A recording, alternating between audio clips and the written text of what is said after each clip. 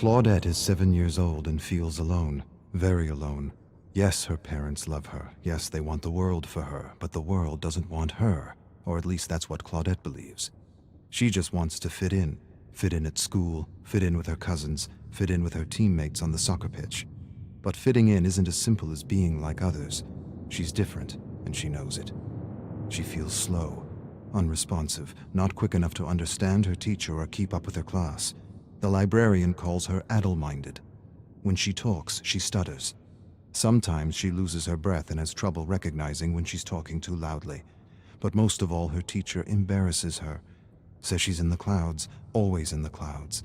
Get out of the clouds, Claudette. But she can't help it. She's exploring massive gardens and colorful bugs on strange new worlds. Claudette feels things more than others, much more. Like the shame of not being invited to any birthday parties. Not one party. Every day her parents ask her who she played with at lunch, and every day she lowers her chin and tells them that she doesn't want to talk. Her parents ask her teacher, and her teacher tells them she likes to play alone. Not so much play, more like collect and observe things, flowers, weeds, beetles, worms, rocks. Some kids are just loners. Every day her parents ask her about her friends, and every day the shame returns. They want her to have friends. More than that, they want a list of names for her birthday. But she doesn't have a list of names. She doesn't even have one name. Claudette observes a beetle while her classmates chase one another around the playground. She wants to play, but no one wants to be around her. She doesn't want to think about it. Thinking about it hurts. Thinking about it reminds her she will disappoint her mother again. Her mother just wants her to have a friend, but making a friend isn't easy. Not for Claudette. And she wishes more than anything that it was as easy for her as it was for others. She wishes she had a friend to make her parents worry less. Maybe they would even be proud. Maybe she should give up her passion for bugs and flowers. Maybe that would help. Maybe then she would be like other kids. But the need to explore and collect is strong. It is not beyond her. It is her. Claudette loves to collect things, and she knows this is why many call her weird. Her father tells her she's perfect the way she is. He tells her a man named Darwin used to collect bugs and plants too. He had a big imagination like her. He often mused on ideas and theories, and boy did he come up with a whopper of a theory. He explains the theory, and she understands. Her father has a way of taking complicated ideas and making them easy to understand. Darwin. Claudette likes the name. She smiles, stares at her favorite blue and green beetle, and names him Darwin. Claudette's mom is crying. She's upset because Claudette is having trouble in school. Her grades are lower than they've ever been. She doesn't understand what she's doing wrong as a parent. Her dad says she's doing nothing wrong. He says Claudette's wired differently, and that's okay. Her mom doesn't want her to collect plants and bugs anymore. Her dad says that's the best part of her, and he doesn't need a child who fits some bell curve. More than this, he defends her. He tells her mother that the greatest treasures gifted to the world were from those who didn't conform, who weren't normal, who didn't fit some outdated bell curve. Tolstoy, Tesla, Einstein, Shakespeare. Her mother doesn't care. A sudden cry escapes her lips. I don't want her to repeat the year. Claudette hides under the covers pretending to be asleep, pretending she can't hear the yelling. Her mother wants her to get special help, but her father doesn't want to alienate her. He's right. Claudette doesn't want the other kids to know she needs special help. They'll laugh at her. She'll figure things out. She promises she will. Her new substitute teacher, Mrs. Cahill, is helping her. A lot more than the other teacher who always said she was in the clouds.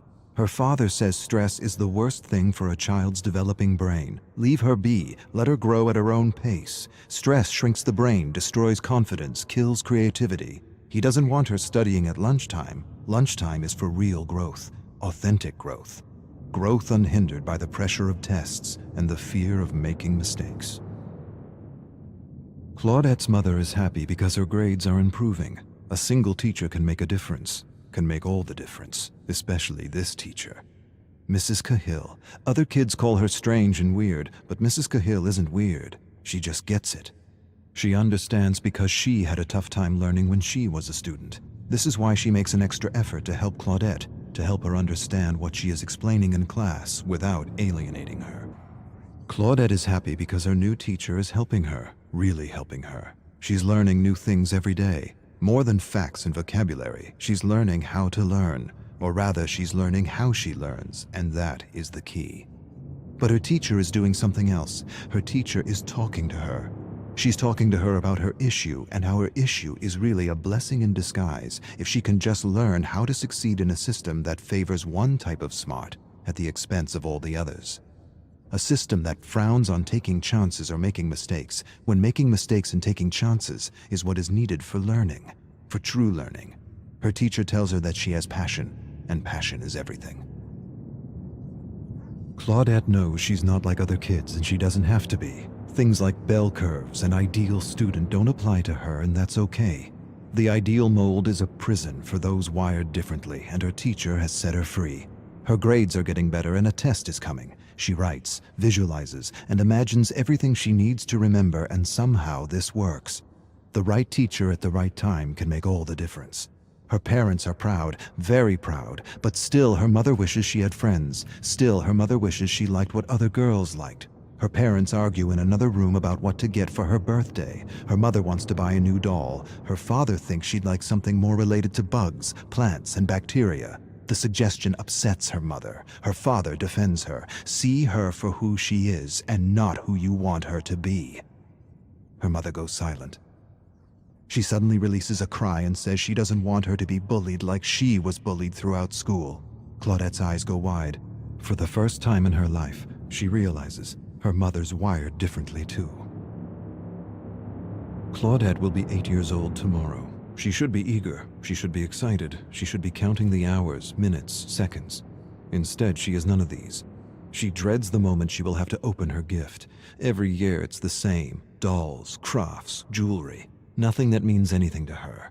Maybe this year she'll smile and pretend she didn't want a magnifying glass, or a collection of stones, or a set of books on botany. Maybe, to make things easier, she'll pretend. Maybe that'll make her mother less scared for her. Seeing her happy about her grades felt good. Real good.